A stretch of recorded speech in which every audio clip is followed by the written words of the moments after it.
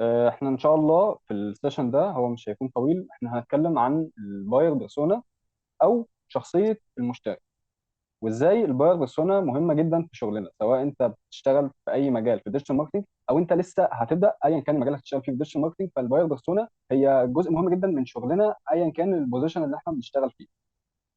في البدايه احب اعرف بنفسي. انا احمد هشام، ديجيتال ماركتنج سبيشالست. عندي خبره اكتر من 3 سنين.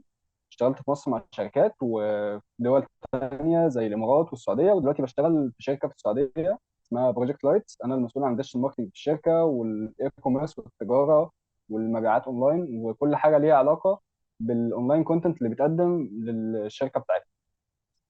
انا كمان ديجيتال ماركتنج انستراكتور، وعندي اكتر من كورس موجودين على موقع يوديمي، واديت سيشنات كتير في مصر مع وزاره الشباب والرياضه وشغل خاص ليا. وعندي خبره يعني مش كبيره، لكن ان شاء الله اقدر افيدك النهارده وتطلع محقق اقصى استفاده ان شاء الله من السيشن ده، سواء انت تعرف الباير بيرسونا اصلا فتاكد معلوماتك، او لو انت لسه يعني مبتدئ او لسه بتتعلم. فان شاء الله برضو نقدر نضيف ليك حاجه باذن الله، واحنا برضو نضيف لبعض. فنبدا بسم الله الرحمن الرحيم. عايز اقول بس ان احنا ان شاء الله مش هنطول. احنا هنتناول 5 محاور رئيسيه كده حوالين الباير بيرسونا.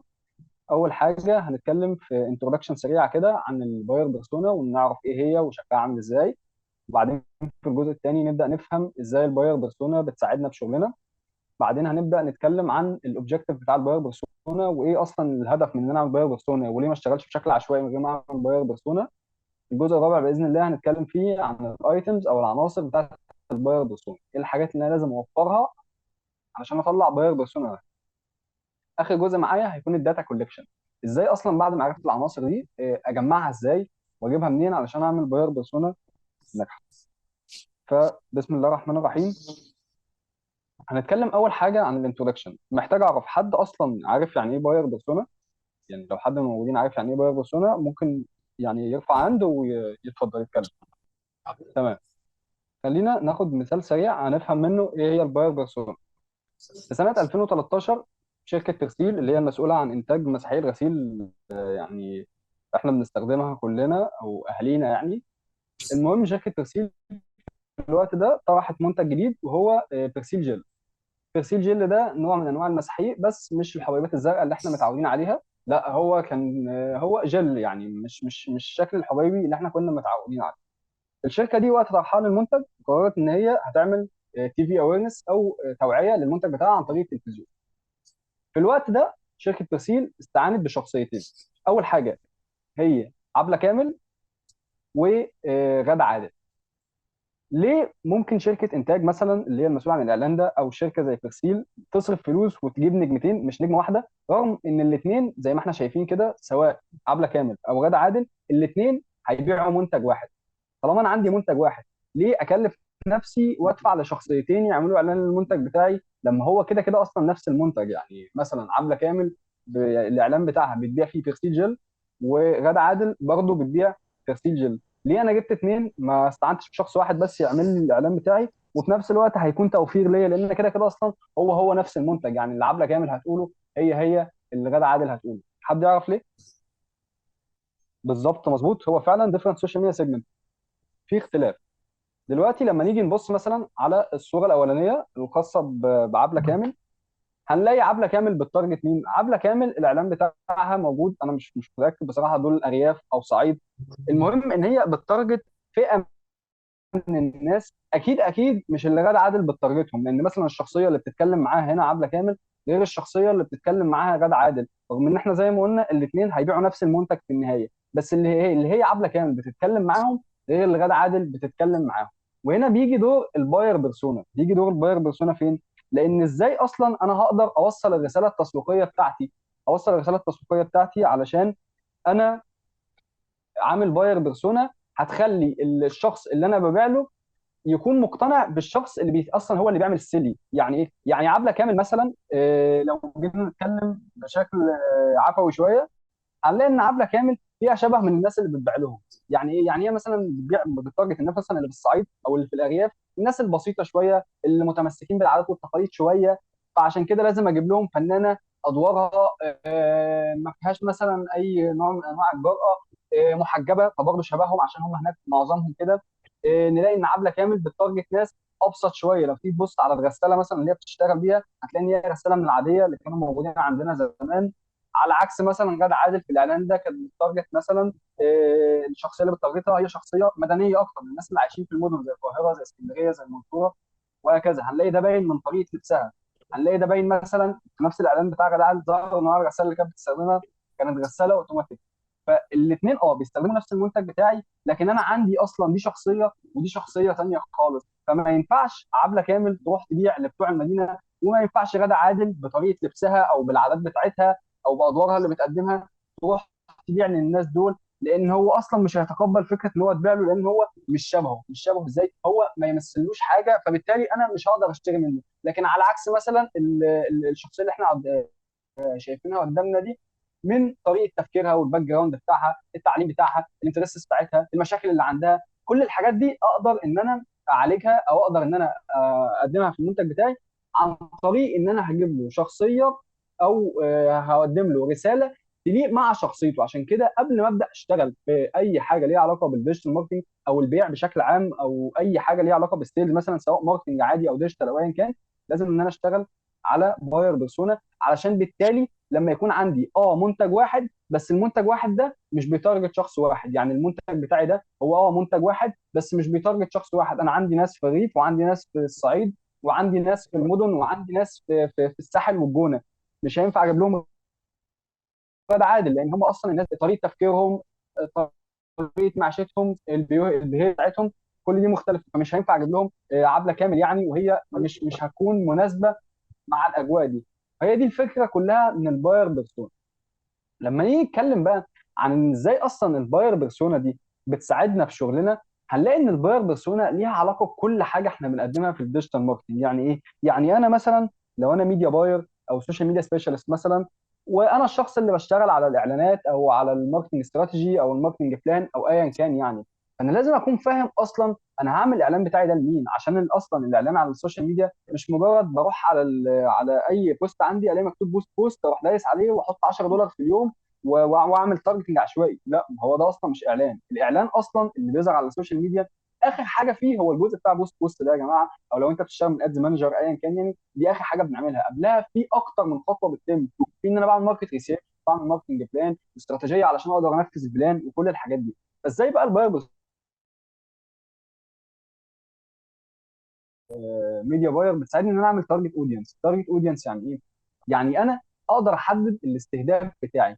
انا المنتج بتاعي ده طالع لمين؟ رايح فين؟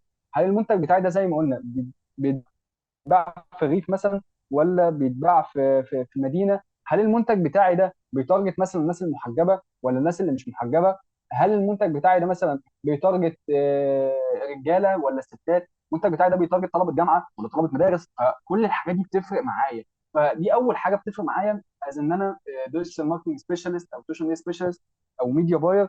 بتفرق معايا علشان اعرف انا اصلا رايح فين، انا اصلا هودي اعلاني فين. طب بتفرق معايا في ايه كمان؟ بتفرق معايا كديزاينر. لو انا ديزاينر مثلا، لانه احنا كلنا اصلا بندور في عمليه واحده، فلو انا ديزاينر مثلا ومش عارف الباير بيرسونا بتاعتي، فانا ممكن لو انا ديزاينر مبتدئ ومش عارف الدنيا فيها ايه، لما اروح اعمل اعلان في الساحل احط مثلا صوره البوستر بتاعي واحد لابس بدله. هل ده مكان ينفع لا، انا مش بعلن اعلان شركه، انا موجودين في الساحل وانا عارف ان الساحل ده مصيف، فبالتالي لازم احط حاجه ليها علاقه بالصيف او حاجه يعني ليها علاقه بالكونسيبت بتاعي. لكن لو انا بعمل اعلان مثلا لمدينه سكنيه جديده في التجمع او في الرحاب او ايا كان يعني، فبالتالي الشخص ابو بدله ده ممكن ينفع لي. فانا كديزاينر لو انا مش عارف الباير بيرسونا بتاعتي ومين اللي هيشتري مني، فبالتالي مش هقدر اديله الديزاين اللي هيلفت انتباهه ويخليه اصلا يقرا مثلا الكوبي بتاعي اللي مكتوب على الصوره. ده ياخدنا شق ثالث خالص. الكوبي رايتر مثلا ده حد شغلته ان هو يكتب كوبي معين يبيع من خلاله. طب هو بيكلم مين؟ ما هو لازم يبقى فاهم. ما انا عندي زي ما قلنا عندي نفس السيرفيس او نفس المنتج انا بقدمه، بس المنتج ده ينفع يشتري رجاله وستات. هل ينفع انا ككوبي رايتر اكلم الراجل زي ما هكلم الست؟ او هل انا ككوبي رايتر ينفع اكلم مثلا الشخص اللي عايش في اسوان زي الشخص اللي عايش مثلا في القاهره؟ لا، في بيهيفيرز مختلف وفي انترستس مختلفه، فبالتالي مش هينفع اكلمه بنفس الطريقه. يبقى كلنا محتاجين الباير بيرسونا اصلا عشان كل واحد فينا يعرف يطلع شغله صح. انا لما هكون ديزاينر معايا باير بيرسونا صح هقدر اطلع ديزاين صح، لما اكون كوبي رايتر او كونتنت كريتور معايا باير بيرسونا صح، الشغل بتاعي في الكتابه هيكون اصح. لما اكون ميديا باير التارجت اودينس بتاعي هيكون صح جدا. ليه؟ لان انا عارف اصلا انا بكلم مين، وعارف انا رايح فين. طيب، نبدا نتكلم بقى بشكل مفصل شويه الباير بيرسونا بتساعدني ازاي. اول حاجه بتساعدني في التارجت مسجنج. يعني ايه؟ بتساعدني ان انا اوصل الرساله اللي انا محتاجها. لان انا لما اكون عارف الشخصيه بتاعتي دي راجل ولا ست، او الشخصيه بتاعتي دي آه، سنه كام، الشخصيه بتاعتي دي مهتمه بايه، الشخصيه بتاعتي دي ساكنه فين اصلا، الدوله بتاعتها ايه. يفرض هم مثلا، انا لو انا مثلا قاعد في مصر مثلا، وجاي لي عميل من الخليج مثلا، وجاي لي عميل من اي بلد تانيه، لو انا مش عارف اصلا الشخصيات دي، ممكن عاداتهم وتقاليدهم ما تكونش زينا. فبالتالي انا اعرف اتارجتهم ازاي. ممكن يبقى في حاجات انا يعني انا بتقبلها هم ما بيتقبلوهاش، او حاجات هم ما بيتقبلوهاش انا بتقبلها عادي عندي في مصر. فلو انا فريلانسر مثلا وجاي لي عميل من اي حته في العالم، لو انا مش عامل باير بيرسونا مستحيل البيعه بتاعتي هتتم ايا كان ببيع ايه او بقدم ايه. لان انا اصلا مش على درايه الناس دي بتفكر ازاي وعايش ازاي، انا عامل ايه، الباك بتاعتهم عامله ازاي. طب الشخص ده هل مثلا البادجت بتاعه يسمح له ان هو يشتري المنتج بتاعي ولا لا؟ ما ينفعش مثلا ان انا اكون بعمل اعلان لابل مثلا وتارجت الناس اللي الدخل بتاعها 2000 جنيه و3000 جنيه في الشهر، ما هو مش هيشتري مني، ما هو ده اصلا مش الباير بيرسونا بتاعي. فبالتالي لما بكون عامل باير بيرسونا بتساعدني في ايه؟ بتساعدني ان انا احدد التارجتنج مسج. يعني ايه؟ يعني انا هوصل رسالتي ازاي؟ ده بيكون عن طريق ايه؟ الديموغرافيكس بقى والانترستس، هم مهتمين بايه، احتياجات البين بوينتس بتاعتهم او المشاكل اللي بتقابلهم وهكذا. طيب، الحاجه الثانيه بتساعدني في الكونتنت كريشن اصلا، او صناعه المحتوى. صناعه المحتوى يعني ايه؟ يعني المحتوى اللي انا بقدمه، هل الشخص مثلا اللي انا عامله له كتير، فهبدا ان انا اقدم له بوستات طويله ويتجاهلها ومش هيعمل سكرول ويجري، ولا هو مثلا شخص الاتنشن سبان بتاعه عالي جدا، فبالتالي هحتاج ان انا اوصل له عن طريق الريلز والشورتس والتيك توكس والحاجات دي كلها، ان هو مش هيقدر يتكلم اصلا. ولا هو شخص مثلا بيقضي وقت في العربيه كتير، مثلا هو شغله مثلا في اكتوبر وهو اصلا ساكن في حته بعيد عنها، فبيقضي وقت في العربيه كتير، فانا هروح له عن طريق البودكاست. ولا هو مثلا شخص قصيره زي ناس كتير مش بتحب الفيديوهات القصيره، فانا هروح له فيديو طويل على اليوتيوب. ولا فدي حاجه برضه حاجه بتساعدني ليه؟ بتساعدني ان انا افهم الشخصيه بتاعتي دي اصلا هو مهتم بايه، هو البيهيفيرز بتاعته عامله ازاي، فبالتالي اقدر اوصل له المنتج بتاعي عن طريق المحتوى اللي هو يحب يشوفه. ما ينفعش يبقى هو مثلا شخص مش بيحب القراءه مثلا، او مش مالوش فيها، واروح اعمل له بوست مكون من 1000 كلمه او بلوج مثلا، هو مش هيقراها، ما هو مش هيشتري. فدي نقطه مهمه جدا. الحاجه الثالثه، دي اكتر حاجه واجهتها لما كنت بدات في شغلي وانا في مصر قبل ما اجي السعوديه، وهي التشانل سelection. التشانل سelection يعني ايه؟ القنوات اللي انا هقدر اوصل له بيها. السعوديين لو انا بستهدف سعوديين ما لهمش علاقه بالفيسبوك، ما بيستخدموهوش هنا اصلا. فاول حاجه عملتها لما فكرت ان انا اعمل اعلان لحد في السعوديه، رحت متارجت السعوديه على الفيسبوك. فجالي بقى المصريين اللي عايشين في السعوديه والبنجاله والباكستان، كل الناس دي. ما وصلش لحد سعودي. ليه ما وصلش لحد سعودي؟ لان هو اصلا مش بيستخدم فيسبوك، هو بيستخدم سناب شات، بيستخدم تويتر، بيستخدم تيك توك، مش بيستخدم اصلا فيسبوك كتير.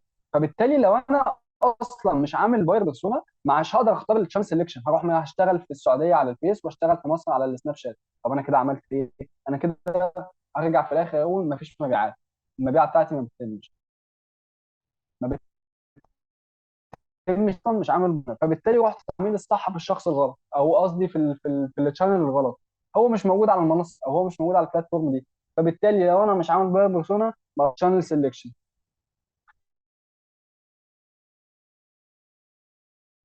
طيب، بتسيب ايه تاني في بدايه السيشن؟ هو بيرسيل في 2013 طرحت لنا منتج جديد. المنتج الجديد بتاع بيرسيل جل ده كان ايه؟ كان تطوير للمنتج القديم اللي هو عن الحبيبات العاديه ده. فانا لما طورت المنتج ده الجديد ده، كان عن طريق ايه؟ كان عن طريق بيرسونا. ان انا دارس العميل بتاعي، ودارس احتياجاته، ودارس هو بيفكر في ايه، وعارف البيهيفيرز بتاعته، وعارف هو مهتم بايه. فبالتالي لما اطرح له منتج جديد يبدا ان هو يشتريه. يعني ايه مثلا؟ يعني انا مثلا عندي شركه زي ابل. ابل دلوقتي عندها ابل كارز على فكره، بتعمل عربيات. هل الناس هتقول لا ابل مش متخصصه في العربيات فمش هشتري منهم؟ لا، انا هشتري من تسلا مثلا، او هجيب من اي براند انا عارفه. لا، كل الناس او معظم الناس اللي مثلا عايزه تشتري عربيه وهي معاها ايفون او ماك بوك او من ابل، على طول ممكن تروح رايحه وتقدر ان هي تشتري من ابل كار. ليه؟ عشان هم واثقين في العربيات بتاع ابل؟ لا، عشان هم اصلا واثقين في ابل، لان هم يوزرز الابل، لان هم لويال لابل، فبالتالي يشتروا اللي ابل هتعمله. ليه؟ ان هم تابعين ذات نفسها ككيان، مش كمنتج. فايا كان بقى ابل دي لو هتقلل، يعني مثلا لو هتقدم لي حرنكش متغلف هروح هشتريه ليه؟ لان انا واثق في ابل. فبالتالي الباير بيرسونا بتساعدني ان انا اطور منتجاتي، افتح سوق جديد لنفسي خالص، والناس تيجي معايا ليه؟ عشان انا جامد في السوق ده؟ لا، عشان هم واثقين اصلا في البراند بتاعي، وعشان انا عامل باير بيرسونا وبطور فيها، فبالتالي اقدر اطور المنتجات بتاعتي. الحاجه الخامسه والاخيره وهي الكاستمر جيرني مابينج. الكاستمر جيرني مابينج ايه؟ يعني رحله العميل ببساطه، او العميل ده هيعدي على ايه قبل ما يشتري المنتج بتاعي. يعني مثلا خلينا نقول مثلا لو انا اي كوميرس ستور مثلا، فانا لازم ارسم رحله العميل، لازم اشوف اليو اكس بتاعه. إيه العميل ده مثلا هيعدي على كام صفحه قبل ما يخش لصفحه الدفع مثلا؟ العميل ده مثلا ايه العوائق اللي بتقابله علشان يوصل للمنتج بتاعه؟ اللي لما انا عايز العميل ده لما يخش على السيرش ويكتب بس الكود مثلا بتاع المنتج اللي هو عاوزه، او اول كلمه منه مش شرط يكمل، يظهر له كل الحاجات اللي ليها علاقه بالمنتجات دي. انا عايز العميل وهو موجود في الصفحه بتاعه المنتج معين يطلع له منتجات ريليتد بالمنتج بتاعي، فبالتالي عندي فرصه ان انا ابيع منتجات اكتر، وهكذا. فبرضه كل ده بيحصل عن طريق ايه؟ عن طريق الباير بيرسونا، بتساعدني ان انا اعمل الكاستمر جيرني او رحله العميل في الشراء. دي ببساطه الحاجات اللي بتساعدني فيها الباير بيرسونا، واللي لو انا مش محددها للاسف الدنيا هتخش في بعضها. ليه؟ لا هعرف احدد الكونتنت نوعه ايه، ولا الكرييتيف نوعه ايه، ولا انا الناس دي هتارجتهم على انهي بلاتفورم، ولا هقدر اطور منتجاتي لان انا بشتغل بشكل عشوائي. تمام. حد عنده اي حاجه او عنده اي استفسار؟ طيب، خلينا دلوقتي نتكلم عن الباير بيرسونا اوبجيكتيف، او اهميه الباير بيرسونا، او الهدف بتاعها. ليه بقى؟ ليه مهم ان انا اعمل باير بيرسونا بعيدا عن الكلام اللي انا قلته ده؟ الهدف الرئيسي يا جماعه من الباير بيرسونا ان انا اوصل لافضل ماركتنج مسج، لافضل رساله تسويقيه اعلانيه للعميل. لازم افهم ايه هو العميل بتاعي، هعرف اكلمه ازاي. العميل بتاعي هقدر اوصل له الكونتنت بتاعي عن طريق ايه؟ العميل بتاعي هقدر اوصل له الكونتنت بتاعي على اي تشانل. افرض انا العميل بتاعي مثلا مش بيثق مثلا في الدفع اونلاين، هو مش بيحب يدخل بيانات الفيزا بتاعته. فبالتالي لو انا عندي عميل مثلا المنتج بتاعي بيتارجت العميل ده، يبقى لازم احط في الموضوع بتاعتي مثلا لو انا اي كوميرس احط كاش اون ديليفري ان العميل ده يدفع عند الاستلام. طب افرض العميل بتاعي مثلا مش بيثق في ان هو يستلم المنتج وهو متغلف، فانا ممكن مثلا يعني اتعاقد مع شركه شحن تسمح له ان هو يبص على المنتج الاول قبل ما يستلمه.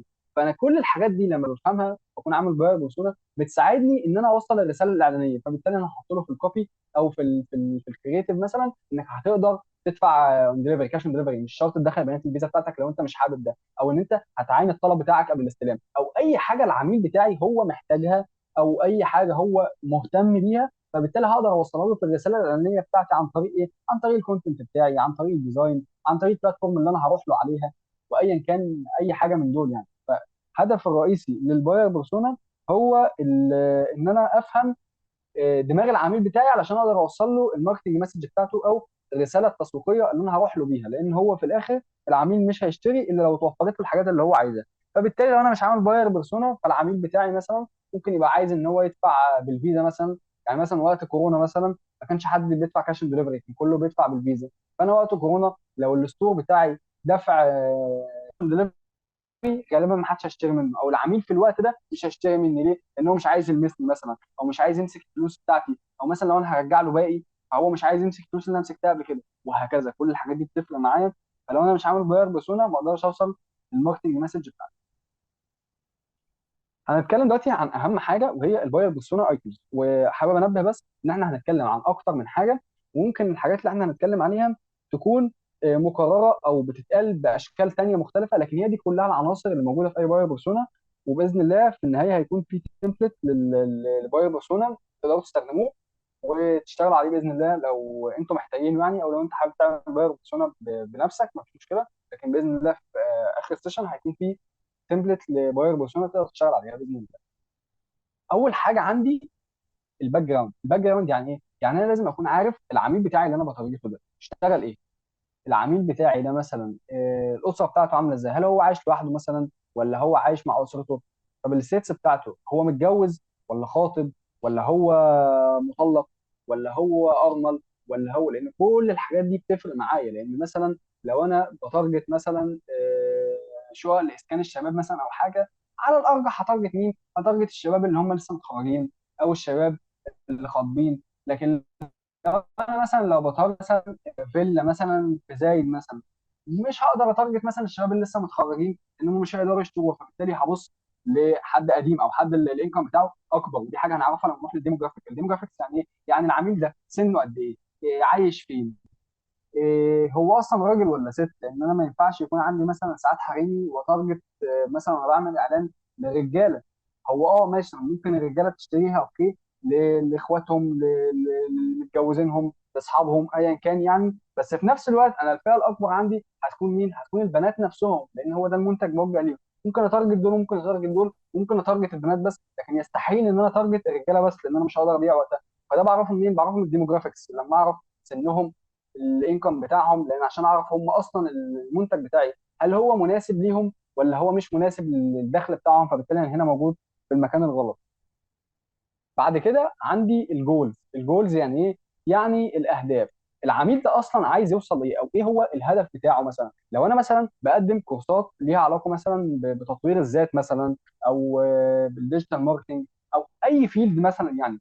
فلو انا عندي عميل الهدف بتاعه ان هو عايز يشتغل شغلانه اضافيه جنب الشغل بتاعه، وانا عارف ان هو ده الهدف بتاعه، والانكم بتاعي اللي انا عرفته من الديموجرافيكس، او الانكم بتاعه اللي عرفته من الديموجرافيكس يسمح لي، فبالتالي ممكن اوجه له الكورس بتاعي. مثلا انا مثلا عامل كورس عن السوفت سكيلز مثلا. لو انت حابب انك تترقى في شغلك، فانت عايز تطور من نفسك، فانا عارف ان الهدف بتاعه ان هو يطور من نفسه، وعنده انكم يسمح له انه يشتري الكورس بتاعي، فبالتالي هروح مقدم له الكورس بتاعي مثلا اللي هو بيتكلم عن السوفت سكيلز مثلا. ليه؟ لان هو عايز يطور من نفسه، ده هدف عنده. كمان هو ايه؟ وكمان هو الانكم بتاعه يسمح له انه يشتري الكورس بتاعي. يبقى العميل ده انا محتاجه، هاتهولي. او مثلا ممكن يكون هو عايز يشتغل زي ما قلنا في الاول شغل جنب شغله، فممكن اقدم له مثلا لو انا مثلا بشتغل في البرمجه مثلا، بدي كورسات برمجه، فانا ممكن لو الانكم بتاعه يسمح له، الانكم بتاعه يسمح له ان هو مثلا يشتري الكورس بتاعي، او الانكم بتاعه يسمح له ان هو زي ما قلنا يشتري الكورس بتاعي. وكمان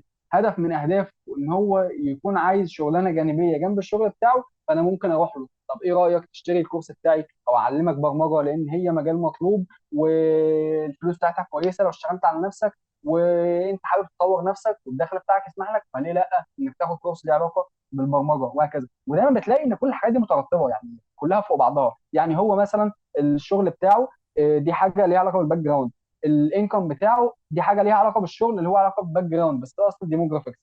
على الاساس دول بقى بشوف الجولز بقى. طب الهدف بتاعه يسمح له ان هو الباك جراوند تسمح له بالهدف ده، او الديموجرافيك تسمح له بالهدف ده، الانكم بتاعه يسمح له بالهدف ده، المكان اللي هو فيها تسمح له بالهدف ده، وهكذا. فبرضه دي حاجه كلها من البايو. عندي بعد كده مثلا البيرسوناليتي تيرتس، او السمات الشخصيه. الشخص بتاعي ده مثلا هل هو مثلا خلقه ضيق، فبالتالي مش هقدر ان انا اقدم له فيديوهات طويله على اليوتيوب، مش بيركز كتير، هو عايز يقعد على تيك توك وانستجرام ريلز ويعمل سكرول.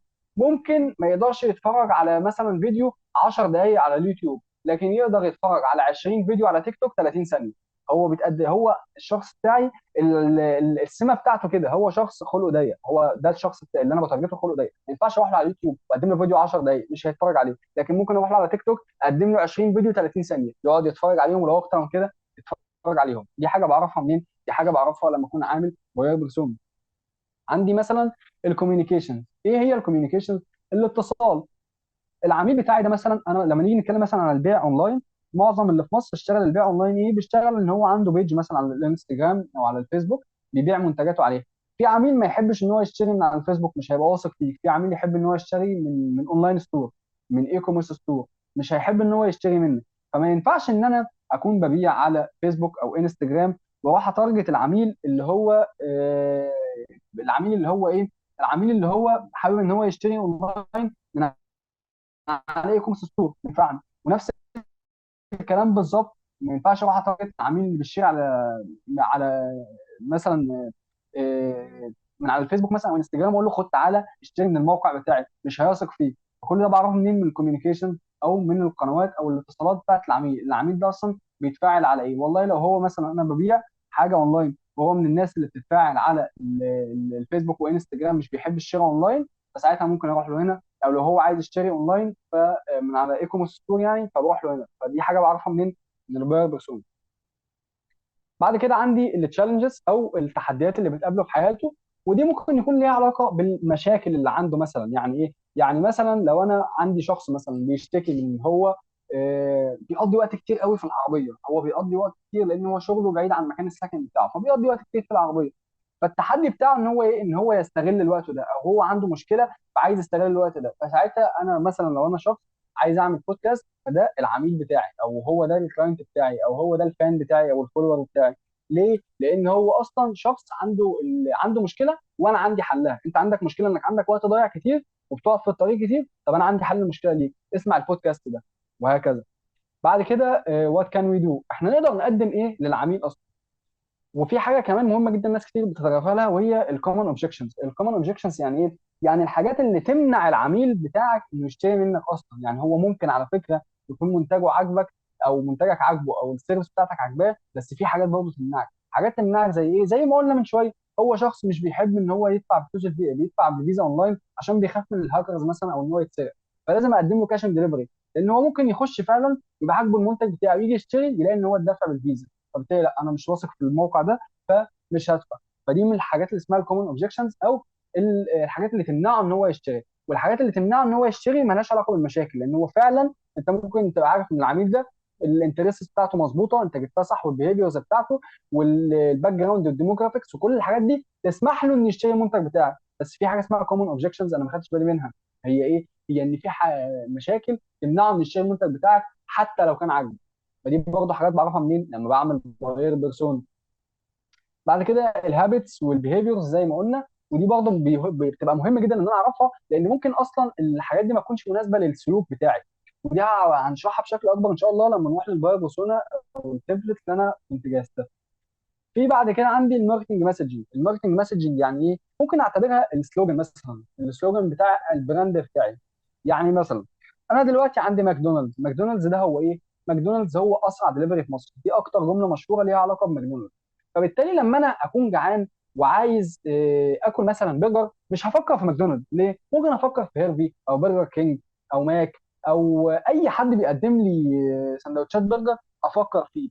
لكن لما اقول انا عايز اكل سندوتشات برجر وبسرعه علشان انا جعان، ايه اول حاجه تيجي في دماغي؟ هقول اسرع دليفري في مصر هو مين؟ هو ماكدونالدز. فبالتالي هروح لماكدونالدز. ليه؟ عشان هو احسن حد بيقدم سندوتشات برجر؟ لا، عشان هو اسرع واحد يقدم لي. حتى لو هو مش اسرع واحد، بس هو زرع في دماغي من الماركتنج مسجنج بتاعته ان هو اسرع دليفري في مصر. فانا لو عايز اكل همبرجر ومستعجل، عايز اكل دلوقتي ما عنديش حلول، يبقى ساعتها اول واحد هيجي في دماغي هو ماكدونالدز، لان هو بيقول ان هو اسرع دليفري. ودي الحاجه اللي انا اتعودت عليها. فبالتالي دي حاجه انا بعرفها منين؟ لما بعمل باير بيرسون.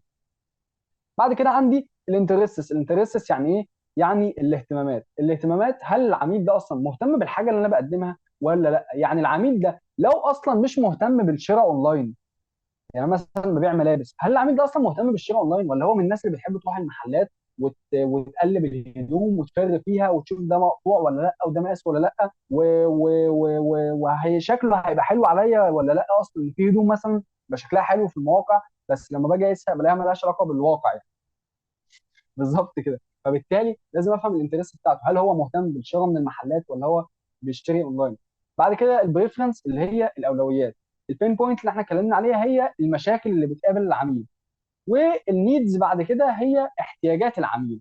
زي ما قلنا برضو كنا اتكلمنا عنها من شويه، قلنا التشالنجز برضو بقدر اربطها بالاحتياجات. زي ما قلنا الشخص اللي هو كان محتاج ايه؟ الشخص اللي هو عنده وقت فراغ كبير، فهو محتاج ايه؟ محتاج انه يملى وقت الفراغ ده. فانا ممكن اعمل له كتب صوتيه، انا ممكن اعمل له بودكاست او ايا كان. واخر حاجه وبصراحه انا بشوفها مهمه جدا، وهي الاليفيتور بيتش. ودي بتكون للناس القديمه شويه، وهي ايه؟ انك تقدر تختصر كل الكلام اللي فات ده في جمله واحده بس. عندك جمله واحده تقدر تختصر فيها كل الكلام اللي فات ده. دي برضه نقطه مهمه في الباير بيرسونا. الكوليكشن بقى بتاع الباير بيرسونا، او اصلا احنا بنجمع الداتا دي منين؟ انا عندي شويه طرق بجمع بيهم الداتا، ودي الحاجات اللي احنا بنشتغل بيها. اول حاجه هي السوشيال ميديا. ممكن اعمل اعلان اتست بيه الكلاينتس بتوعي او الكاستمرز بتوعي، عشان اقدر اجمع الداتا بتاعتهم، اشوف مين اللي كان وينر، واخد التارجت اودينس ده وابدا اشتغل بيه. ممكن اشتغل كمان على السيرفي، يعني اعمل استطلاع راي، والاستطلاع ده ممكن يملاه اليوزرز العاديين او الكاستمرز اللي هم العملاء بتوعي. ودي برضه نقطه مهمه جدا قبل ما ابدا ان انا اطرح المنتج بتاعي في السوق. طب ما اخد راي الناس اللي ناويه تشتري، اخد رايهم. انت مثلا ايه السعر المناسب ليك؟ إيه مثلا اللي تحب كاش اون ديليفري ولا تدفع بالفيزا، وهكذا. في حاجه كمان انك ممكن تسال الكاستمرز بتوعك، ودي بتكون مش بقى بالبراندات الجديده، لا، بتبقى البراندات القديمه اللي عندها يعني اوريدي عندها كاستمرز. ممكن اسالهم حابين نطور من نفسنا ازاي؟ ايه اكتر منتج عجبكم؟ طب ايه اكتر منتج مثلا اتخدعتوا فيه، كان ما كانش يعني كنت فاكره حاجه وكان مخالف لتوقعاتك، وهكذا. دي حاجات بقدر اجيبها من العملاء القدام بتوعي. بعد كده عندي الامبلويز او اللي شغالين في الشركه عندي، او اللي شغالين في البراند بتاعي. ودول من اكتر الناس اللي انا بستفيد منهم لسبب واحد بس، ان هم بيتعاملوا مع كاستمرز كتير، فبالتالي هم هيبقوا فاهمين دماغ الناس اللي هم بيتعاملوا معاهم، فاقدر ان انا اخد منهم برضو داتا للناس دي.